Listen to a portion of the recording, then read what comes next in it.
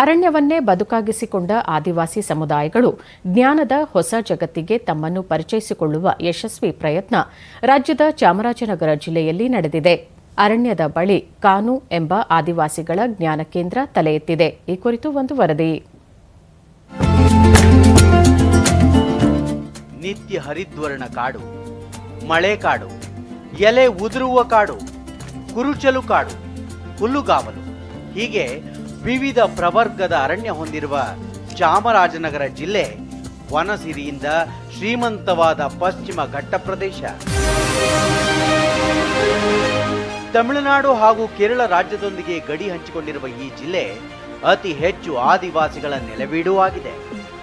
ಮಲೆ ಮಹದೇಶ್ವರ ಬೆಟ್ಟ, ಬಂಡೀಪುರ, ಬಿಳಿಗಿರಿ ರಂಗನಾಥ ಸ್ವಾಮಿ ದೇವಾಲಯ, ಹುಲಿ ಸಂರಕ್ಷಿತ ಪ್ರದೇಶಗಳಲ್ಲಿ ಮತ್ತು ಸುತ್ತಮುತ್ತ ಸಾವಿರಾರು ಆದಿವಾಸಿ, ಅದರಲ್ಲೂ ಸೋಲಿಗ ಸಮುದಾಯದ ಕುಟುಂಬಗಳು ವಾಸಿಸುತ್ತಿದ್ದು ಅವರಲ್ಲಿರುವ ಅರಣ್ಯ ಕುರಿತ ಸಾಂಪ್ರದಾಯಿಕ ಜ್ಞಾನ ಅಪರಿಮಿತವಾದದ್ದು.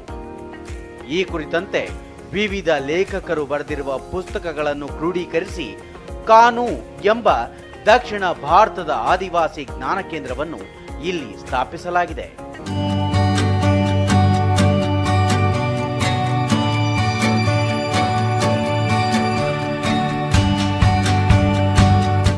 ಆದಿವಾಸಿ ಸೋಲಿಗ ಸಮುದಾಯದವರು ನಿತ್ಯ ಹರಿದ್ವರ್ಣದ ಕಾಡಿಗೆ ಕಾನು ಎಂದು ಕರೆಯುತ್ತಾರೆ.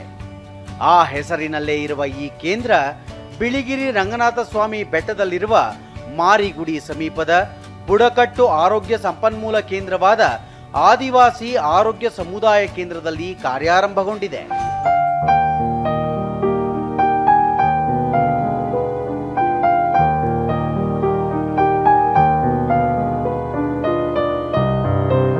ಇಲ್ಲಿ ದಕ್ಷಿಣ ಭಾರತ ಆದಿವಾಸಿಗಳ ಇತಿಹಾಸ, ಲಭ್ಯ ದಾಖಲೆಗಳನ್ನು ಸಂಗ್ರಹಿಸಿ ಅವರ ವರ್ತಮಾನ ಮತ್ತು ಸಂಸ್ಕೃತಿಯ ಮೇಲೆ ಬೆಳಕು ಚೆಲ್ಲುವ ಮೊದಲ ಜ್ಞಾನ ಕೇಂದ್ರವಾಗುವ ಗುರಿ ಹೊಂದಿದೆ.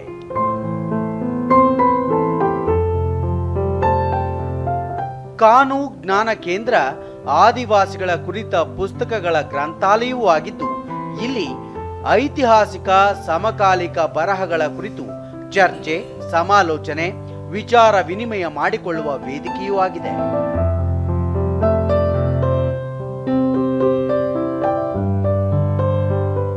ಆಧುನಿಕ ತಂತ್ರಜ್ಞಾನವನ್ನು ಇಲ್ಲಿ ಸಮರ್ಥವಾಗಿ ಬಳಸಿಕೊಳ್ಳಲಾಗುತ್ತಿದ್ದು, ದಕ್ಷಿಣ ಭಾರತದ ಆದಿವಾಸಿಗಳ ಇತಿಹಾಸ ಮತ್ತು ವಾಸ್ತವದ ಕುರಿತಂತೆ ವಿಮರ್ಶನಾತ್ಮಕವಾಗಿ ಟಿಪ್ಪಣಿ ಮಾಡಿರುವ 1200ಕ್ಕೂ ಹೆಚ್ಚು ಪುಸ್ತಕಗಳು, ಅಧ್ಯಯನಗಳು, ಲೇಖನಗಳು ಮತ್ತು ಬ್ಲಾಗ್ಗಳ ಸಂಗ್ರಹವೂ ಇಲ್ಲುಂಟು.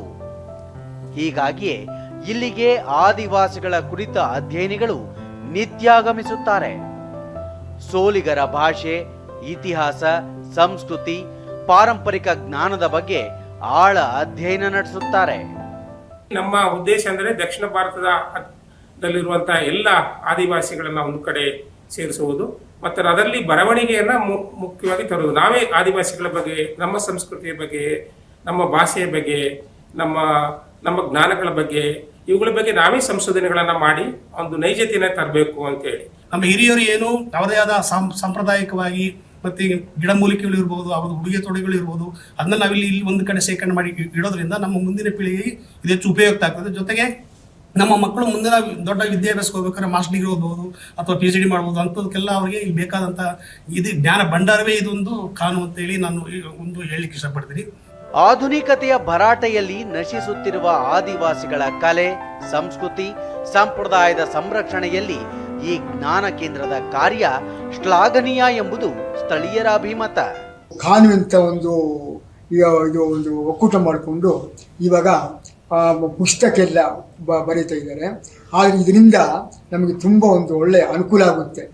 ಕಾನು ಜ್ಞಾನ ಕೇಂದ್ರ ಆದಿವಾಸಿ ಸಮುದಾಯದ ಬಗ್ಗೆ ಹೊರ ಜಗತ್ತಿಗೆ ತಿಳಿಸುವುದರ ಜೊತೆಗೆ ಆದಿವಾಸಿ ಜನಾಂಗದ ಮುಂದಿನ ಪೀಳಿಗೆಗೂ ಆಕರವಾಗುತ್ತದೆ ಎಂದು ಸಮುದಾಯದ ಮುಖಂಡರು ಅಭಿಪ್ರಾಯಪಡುತ್ತಾರೆ. ಪ್ರಬಂಧಗಳನ್ನೆಲ್ಲವೂ ಕೂಡ ನಾವು ಡಿಜಿಟಲೈಸೇಷನ್ ಮಾಡ್ತಾ ಇದೀವಿ. ಅದಕ್ಕೆ ಕಾನುಗೆ ಒಂದು ಸಪರೇಟ್ ಒಂದು ವೆಬ್ಸೈಟ್ ಅನ್ನ ಪ್ರಾರಂಭಿಸಲಿದ್ದೇವೆ. ಅದರಲ್ಲಿ ಸಾವಿರಾರು ಪುಸ್ತಕಗಳನ್ನ ನಾವು ಅಪ್ಲೋಡ್ ಮಾಡಿ ದೇಶಾದ್ಯಂತ, ವಿಶ್ವಾದ್ಯಂತ ಎಲ್ಲರೂ ಅದನ್ನ ಪ್ರಯೋಜನ ಪಡೆಯಲಿಕ್ಕೆ ನಾವು ಈ ಯೋಜನೆಗಳನ್ನ ನಾವು ತರ್ತಾ ಇದ್ದೀವಿ.